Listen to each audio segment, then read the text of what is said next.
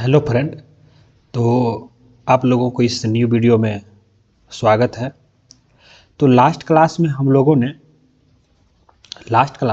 लोग भारत स्वतंत्रता अधिनियम 1947 भारत स्वतंत्रता अधिनियम 1947 तक हम लोग पढ़ चुके थे। तो आज हम लोग ल्यूसेंट का जो भारतीय संविधान का जो सेकेंड चैप्टर है, भारतीय संविधान सभा, वो स्टार्ट करेंगे। ठीक है। तो क्या हुआ कि 1946 में जो है कैबिनेट मिशन आया। कैबिनेट मिशन क्या था? तो कैबिनेट मिशन एक ब्रिटिश मिशन था जो भारत में सत्ता को हस्तांतरण करने की जो चर्चा है वो करने के लिए आया। साथ ही साथ भारत के लिए एक संविधान बनाने के लिए भेजा गया था। ठीक है। ब्रिटिश कैबिनेट के द्वारा एक कैबिनेट मिशन भेजा गया था इंडिया 1946 में, जिसका काम था कि सत्ता को हस्तांतरण करना, मतलब ब्रिटिश गवर्नमेंट जो है सत्ता अपने पास से वो इंडियन गवर्नमेंट पे या इंडिया के लोगों को हस्तांतरण करती, और साथ ही साथ जो है भारत के संविधान कैसे बनेगा इसके लिए भी बात करने के लिए कैबिनेट मिशन आया था। कब आया था? 1946 में। और इस मिशन में 3 लोग थे, Stafford Cripps, Lord Pethick Lawrence और एवी अलेक्जेंडर। नहीं, तो इस मिशन में कितने सदस्य थे? 3 सदस्य थे। कभी कभी ऑब्जेक्टिव में आपसे पूछ सकता है कि इनमें से कौन कैबिनेट मिशन के सदस्य नहीं थे। मान लीजिए 4 ऑप्शन दिया रहेगा, उसमें आपका Stafford Cripps, Lord Pethick Lawrence, AV Alexander, साथ में एक और व्यक्ति का नाम दिया रहेगा। तो आपको वहाँ पे एक जो दूसरे व्यक्ति का नाम दिया रहेगा उसको टिक करना है। ठीक है। तो कैबिनेट मिशन का मुख्य उद्देश्य था कि संविधान सभा का गठन करना, साथ ही साथ अंतरिम सरकार की स्थापना करना। अंतरिम सरकार मतलब उस वक्त तो तुरंत इलेक्शन नहीं हो सकता है, तो इसके लिए क्या है, अंतरिम सरकार बनाया जाता है। जैसे कि अभी रिसेंटली आप देखे होंगे बांग्लादेश में जब तख्ता पलट इन द सेंस की जब शेख हसीना की गवर्नमेंट गिर गई, तो वहाँ पे जो अभी का जो वर्तमान पीएम है वो क्या है, वो इंटरिम गवर्नमेंट के थ्रू बना हुआ है। साथ ही साथ अभी नेपाल में देखे होंगे रिसेंटली जो नेपाल में भी तख्ता पलट हुआ है, जेएनजी के द्वारा प्रोटेस्ट हुआ, जिसके कारण वहाँ की जो गवर्नमेंट को नेपाल छोड़कर भागना पड़ा। नहीं, तो फिर जो अभी वहाँ पे जो गवर्नमेंट बनी है वो क्या है, वो अभी एक जो है अंतरिम सरकार है, वो अंतरिम गवर्नमेंट है। ठीक है, वो प्रॉपर इलेक्शन से नहीं बनी है, उसे ही अंतरिम गवर्नमेंट कहते हैं। तो इसका काम था कि संविधान सभा का गठन करना, किसका काम, कैबिनेट मिशन का, साथ ही साथ जो है अंतरिम सरकार की स्थापना करना और सत्ता हस्तांतरण करना। ब्रिटिश सरकार से भारतीय नेताओं को सत्ता जो है शांतिपूर्ण तरीके से हस्तांतरित करने के लिए जो है समझौता करना। नहीं, क्योंकि यहाँ भी जो है इंडिया में भी जो है 2-3 गुट में बट गए थे लोग। उधर मुस्लिम लीग अलग देश की मांग कर रहा था, इधर नेहरू जी अलग थे। नहीं, तो सही से सभी को आपस में बैठकर मिल बांट कर सही से जो है सत्ता को हस्तांतरण हो जाए, इसके लिए कैबिनेट मिशन को भेजा गया था 1946 में। ठीक है।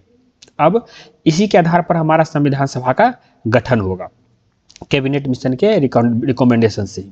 अच्छा, एक चीज और है कि संविधान सभा का जो फर्स्ट बार संविधान सभा की रचना हेतु संविधान सभा का विचार सबसे पहले कब आया था?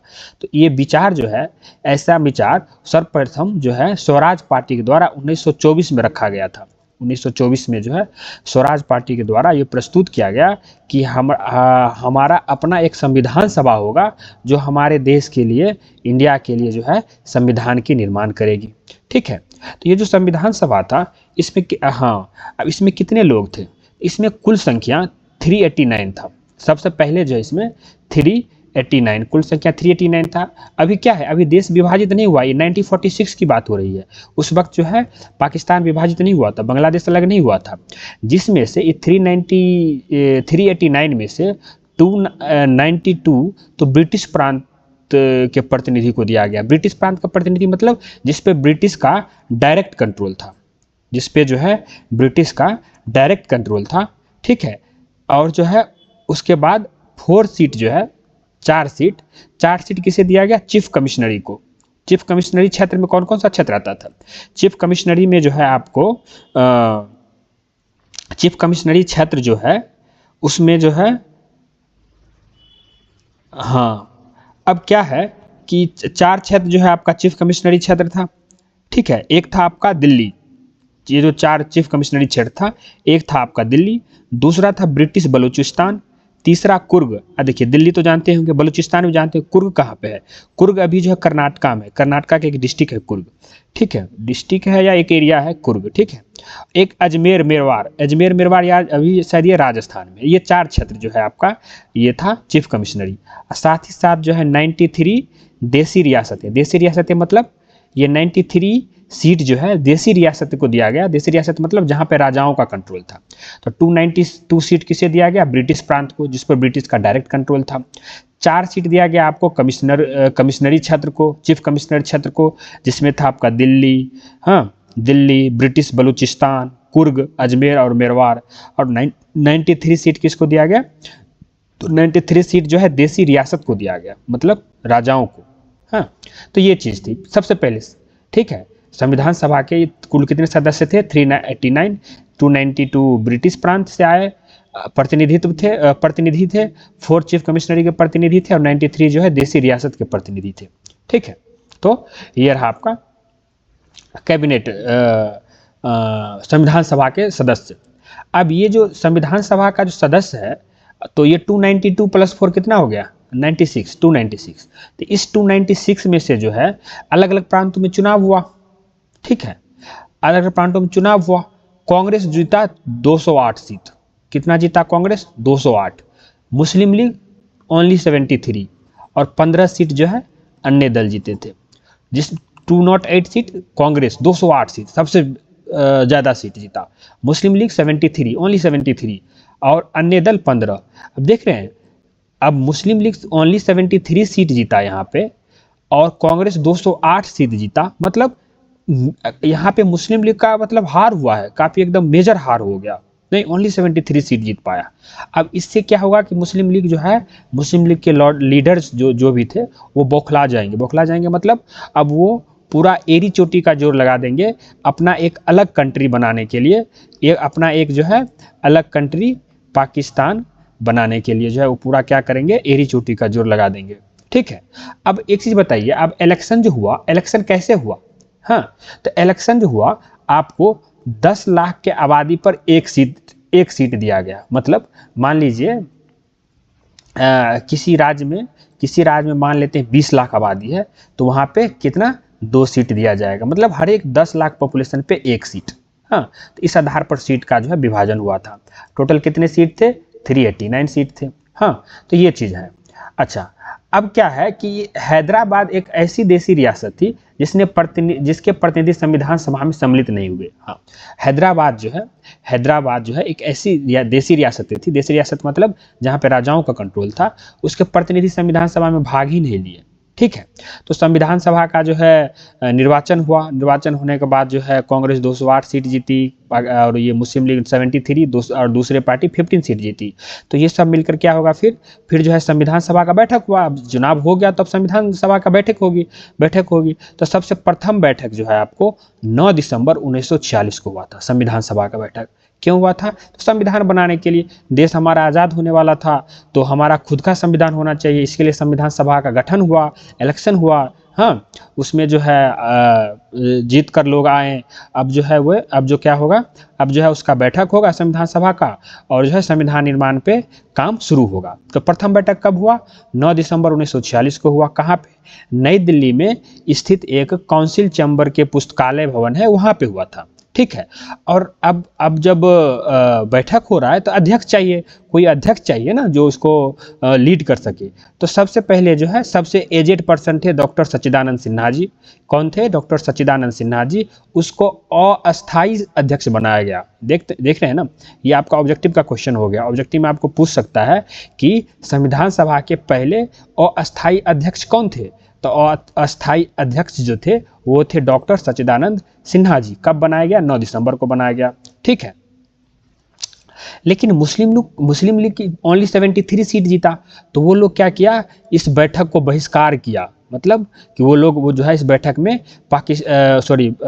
शामिल नहीं हुआ, ठीक है। और साथ ही साथ जो है एक अलग कंट्री का मांग करने लगा कि हमको पाकिस्तान चाहिए और उसका अलग से संविधान बनाने की मांग करने लगा। ठीक है, कौन? मुस्लिम लीग। क्यों? क्योंकि ये जो संविधान सभा का जो इलेक्शन हुआ था उसमें एकदम मेजर डिफीट हुआ था, ओनली 73 सीट जीत कर आया। ठीक है, इसीलिए तो ठीक है, आगे बढ़ते हैं। अब क्या हुआ, 2 दिन बाद 9 दिसंबर को फर्स्ट बैठक हुआ। ठीक है, 2 दिन बाद 11 दिसंबर 1946 को जो है डॉक्टर राजेंद्र प्रसाद को अस्थाई अध्यक्ष जो है वो निर्वाचित कर लिया गया। ठीक है, और अस्थाई अध्यक्ष 9 दिसंबर को किसे बनाया? डॉक्टर सच्चिदानंद सिन्हा को। और अस्थाई अध्यक्ष किसे बनाया? डॉक्टर राजेंद्र प्रसाद को 11 दिसंबर 1946 को बनाया। हाँ, अब आगे क्या है कि संविधान सभा ने 2 उपाध्यक्ष बनाने का संकल्प लिया, जिसके तहत पहले उपाध्यक्ष, एक तो अध्यक्ष हो गया आपका डॉक्टर राजेंद्र प्रसाद थे, इनके साथ साथ 2 उपाध्यक्ष भी थे। कौन थे? एच.सी. मुखर्जी थे और दूसरा बी.टी. कृष्णमाचारी थे। यहाँ पे इंपोर्टेंट पॉइंट हमारा क्या है कि अस्थाई अध्यक्ष कौन थे और कब निर्वाचित हुए?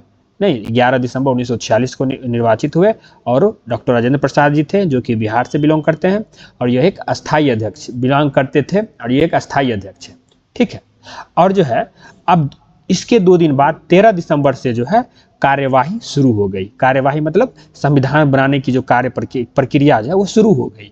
ठीक है, और सबसे पहले जवाहरलाल नेहरू जी जो है वो संविधान बनाने का जो उद्देश्य है उसको प्रस्ताव किए संविधान सभा में कि संविधान क्यों बनाना है तो किस किस मुद्दे पर ज़्यादा जोर होना चाहिए, ज़्यादा फोकस होना चाहिए। हाँ, तो ये चीज़ जो है आपका कौन किए? तो ये चीज़ है आपका जवाहरलाल नेहरू जी किए थे। ठीक है, आगे बढ़ते हैं।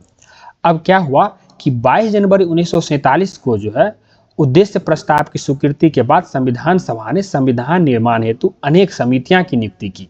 अब देखिए क्या हुआ कि यहाँ पे जो है 13 दिसंबर 1946, ये दिसंबर की बात हो रही, 13 दिसंबर 1946 को जवाहरलाल नेहरू पेश किए उद्देश्य मतलब उद्देश्य प्रस्ताव मतलब कोई काम करने का उद्देश्य क्या है। हाँ, जैसे आपको पूछते हैं इसका उद्देश्य क्या है, इस तरह संविधान बनाने का उद्देश्य क्या है। हाँ, तो वो उसके लिए एक प्रस्ताव मतलब एक क्या कहते हैं उसको, बिल कह सकते हैं इंग्लिश में। हाँ, मतलब रिक्वेस्ट, प्रस्ताव जो है वो प्रारंभ किए। हाँ, ताकि लोगों को पता चले कि उद्देश्य क्या है हमारा संविधान बनाने का। और फाइनली उसकी जो स्वीकृति मिली, उद्देश्य प्रस्ताव की स्वीकृति, वो 22 जनवरी 1947 को, 22 जनवरी 1947, ज़्यादा दिन का डिफरेंस नहीं है। 22 जनवरी मतलब 22 दिन ये और उधर 13, तो 30 में से 13 घटा दीजिए, कितना बच्चा? 17। तो 17 और 22 मतलब 39 डेज के बाद जो है उद्देश्य प्रस्ताव स्वीकृत हो गया और संविधान सभा ने संविधान निर्माण हेतु तो अनेक समितियां बनाई। हाँ, अब क्या है कि अलग अलग समितियां बनाना है। अब एक ही लोग तो सब काम नहीं कर सकते हैं, इतना बड़ा काम था संविधान बनाना। नहीं, कई कंट्री को तो सालों लग गए, लेकिन हमारा 2 साल 11 महीना 18 दिन में ही कंप्लीट हो गया। तो कैसे कंप्लीट हुआ? तो संविधान बनाने के लिए अनेक समितियां बनाई गई, और हर एक समिति का काम अलग अलग था। वो अलग अलग चीज़ों पे रिसर्च करते थे, अलग अलग चीज़ों पे जो है बहस करते थे, और उसको फिर जो है कंसोलिडेट करने का काम कौन करते थे? तो कंसोलिडेट करने का काम जो है आपका प्रारूप समिति कौन? अंबेडकर जी करते थे। हाँ, ये चीज़ें हैं। तो जो है अलग अलग समितियां बनाई गई कब? 22 जनवरी 1947 को। ठीक है, अब एक बी.एन. राव जी थे। बी.एन. राव जी को जो है हाँ, ठीक है, तो बी.एन. राव द्वारा तैयार किए गए संविधान के प्रारूप पर विचार विमर्श करने के लिए संविधान सभा द्वारा 29 अगस्त 1947 ईस्वी को एक संकल्प पारित करके प्रारूप समिति का गठन किया गया तथा इसके अध्यक्ष के रूप में डॉक्टर भीमराव अम्बेडकर को चुना गया। हाँ, अब देखिए प्रारूप समिति के अध्यक्ष कौन थे? डॉक्टर भीमराव अम्बेडकर। ठीक है, और प्रारूप समिति के सदस्यों की संख्या, अब देखिए प्रारूप बहुत सारी समितियां हैं, आपको मैं नीचे पढ़ाऊंगा। उसमें एक समिति है प्रारूप समिति। प्रारूप समिति का काम काफी अहम रहा। क्यों?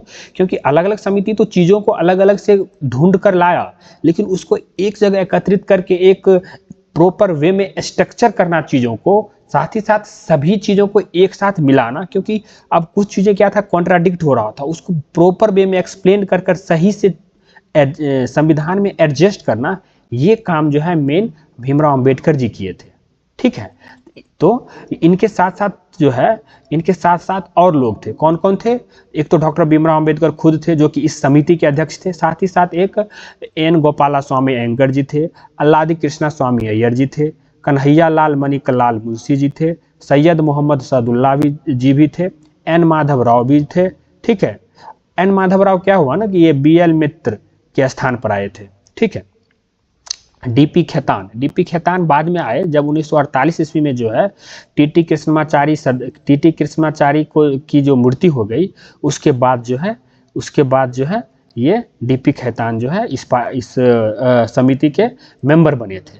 तो प्रारूप समिति के अध्यक्ष कौन थे? डॉक्टर भीमराव अंबेडकर जी थे प्रारूप समिति के अध्यक्ष। ठीक है, अब क्या है कि प्रांतों के प्रतिनिधित्व मुख्यतः 3 प्रमुख समुदायों की जनसंख्या के आधार पर विभाजित किया गया था। हाँ, अब जो मैं आपको जो बताया कि 10 लाख पॉपुलेशन पर जो है एक 10 लाख पॉपुलेशन पर जो है एक कैंडिडेट को उतारा गया था, तो वो किसके आधार पर? वो मेनली जो है तीन समुदाय, मुस्लिम, सिख और साधारण जनरल।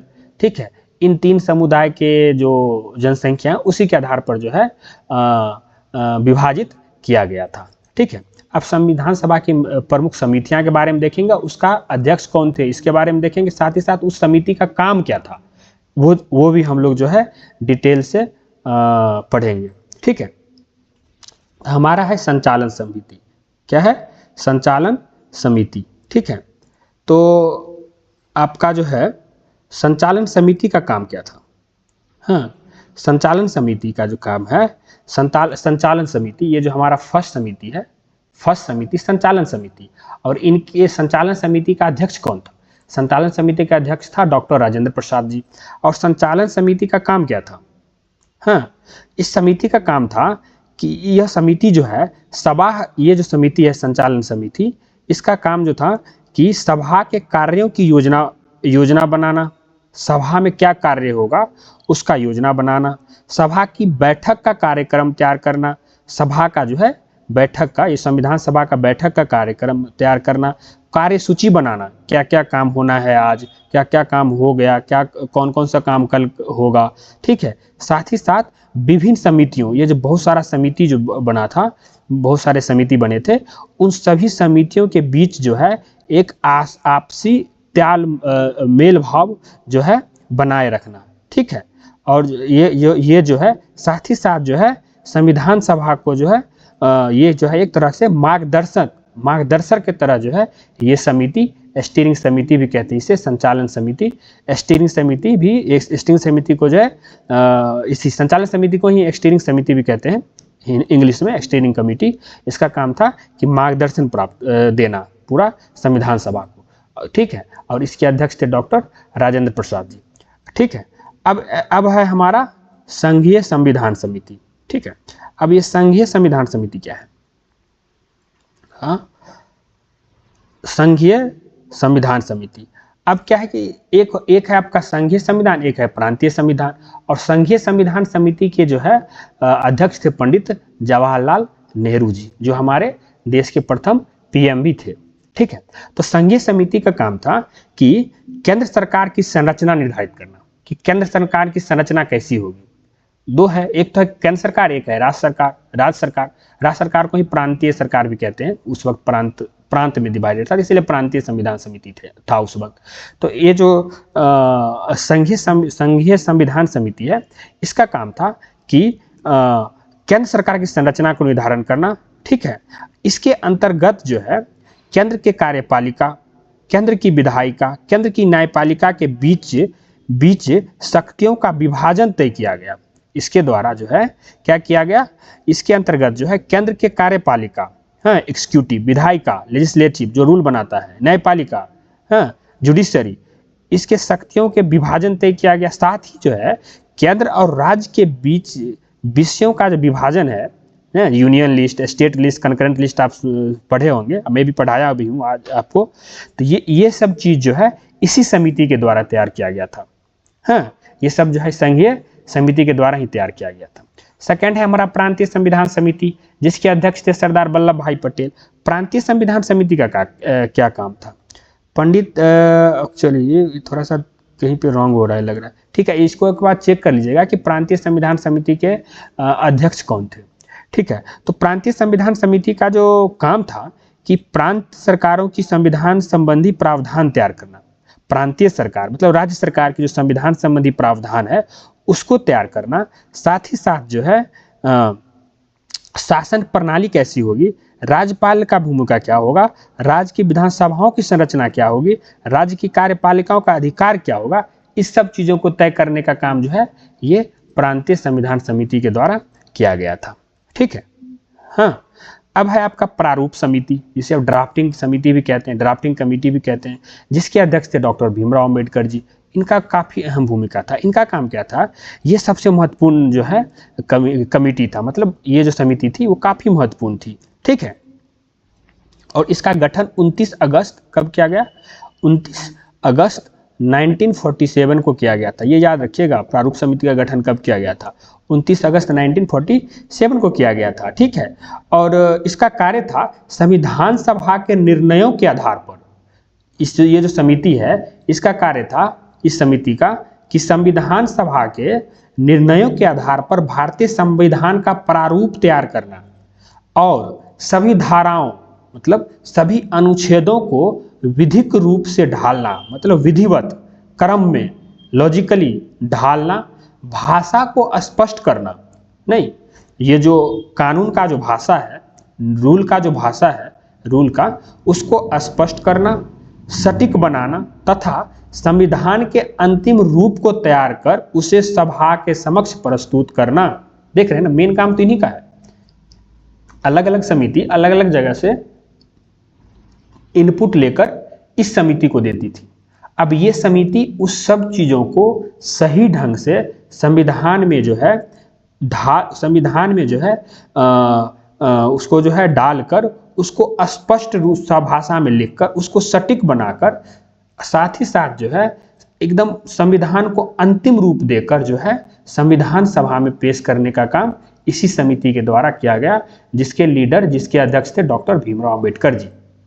ठीक है, एक है आपका संघ शक्ति समिति। ठीक है, एक है आपका संघ शक्ति समिति, और संघ शक्ति समिति के जो है संघ शक्ति समिति के अध्यक्ष थे आपका पंडित जवाहरलाल नेहरू जी। ठीक है, और आगे बढ़ते हैं। आगे में क्या है, एक है आपका मौलिक अधिकारों एवं अल्पसंख्यकों एवं जनजातियों तथा बहिष्कृत क्षेत्रों के लिए सलाहकार समिति। तो इस समिति का जो अध्यक्ष थे वो सरदार वल्लभ भाई पटेल थे।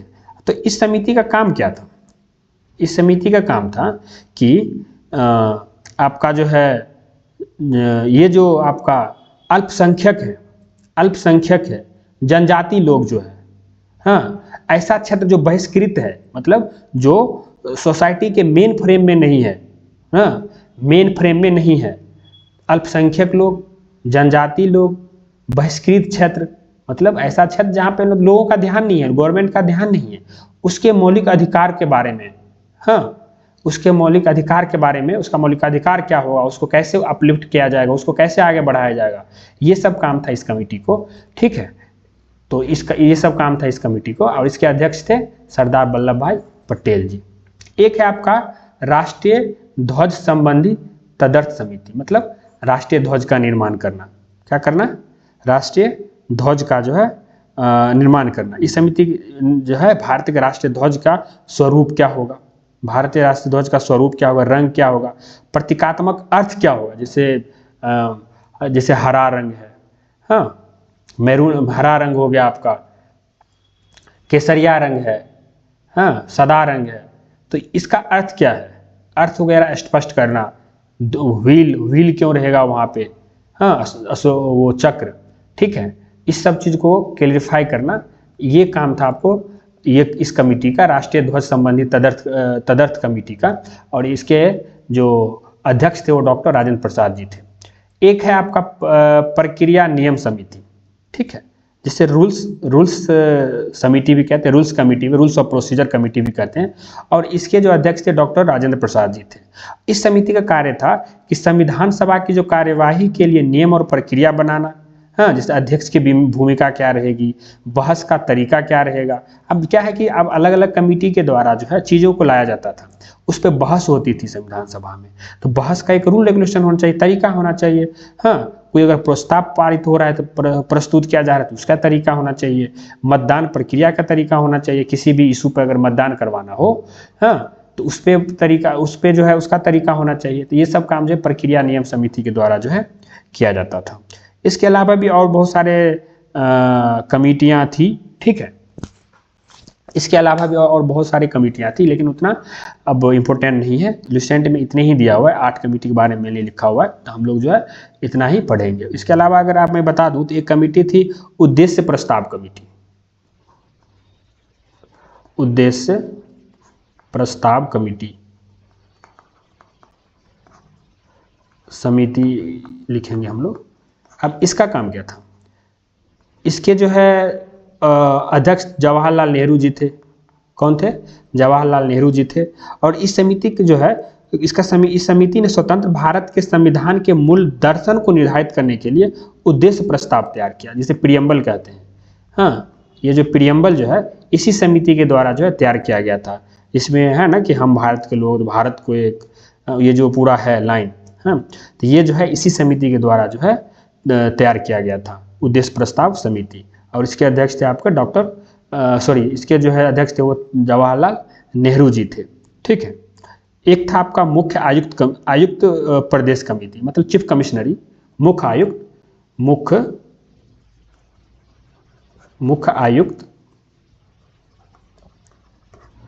आयुक्त प्रदेश समिति। और इसके जो अध्यक्ष थे वो थे आपका, कौन थे वो? वल्लभ भाई पटेल जी थे।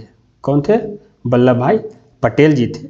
और इस समिति ने जैसे दिल्ली, अजमेर, मेरवाड़, उसके बाद आपका जो है कुर्ग, इन सब एरियाओं का जो है शासन ढांचा कैसा रहेगा, इसके बारे में जो है प्रावधान का निर्माण जो है इसी समिति के द्वारा किया गया था।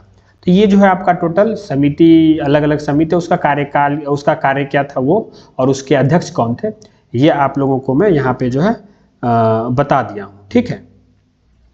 और नेक्स्ट जो है हम लोग नेक्स्ट क्लास में देखेंगे। अब जो नेक्स्ट का जो टॉपिक है वो हम लोग जो है नेक्स्ट क्लास में। अच्छा, एक चीज़ और देखिए, मौलिक अधिकार अल्पसंख्यक एवं जनजातियों तथा बहिष्कृत क्षेत्रों के लिए सलाहकार समिति के अंतर्गत 5 उप समिति थी। हाँ, अब ये तो एक ब्रॉड लिखा हुआ है, इसके अंदर जो है टोटल 5 उप समितियाँ थी। 5 उप समितियाँ कौन कौन थी? मौलिक अधिकार के लिए अलग समिति थी, उप समिति थी, जिसके आपका जो है अध्यक्ष थे, उपाध्यक्ष कह सकते हैं, JB कृपलानी जी। अल्पसंख्यक उप समिति थी HC मुखर्जी जी। उत्तरी पूर्व सीमांत जनजातीय क्षेत्र असम को छोड़कर तथा आंशिक रूप से छोड़े गए क्षेत्र के लिए उप समिति। हाँ, तो अलग अलग क्षेत्र के लिए जो है 5 उप समिति बनाया गया था। हाँ, जो कि ये जो आपका मौलिक अधिकार अल्पसंख्यक एवं जनजातियों तथा बहिष्कृत क्षेत्रों के लिए जो सलाहकार समिति है, इसी के अंतर्गत जो है वो 5 उप समिति थे। और सबका जो है अध्यक्ष डॉक्टर वल्लभ भाई पटेल जी ही थे। हाँ, क्योंकि इतना बड़ा काम करना है एक लोग से तो नहीं हो पाएगा, उसके लिए छोटा छोटा जो है 5 उप समिति बनाया गया। वो जो है अपना अलग अलग एरिया में, जैसे मौलिक अधिकार क्या होगा, अल्पसंख्यक को कैसे अपलिफ्ट करना है, पूर्वी सीमांत जनजाति जो उसको कैसे जो है अपलिफ्ट करना है, हाँ, ठीक है। तो ये सब चीज़ें जो है किया गया। तो ये रहा आपका, आज हम इतना ही देखेंगे और नेक्स्ट जो है हम लोग नेक्स्ट क्लास में देखेंगे। तो तब तक के लिए धन्यवाद। जय हिंद।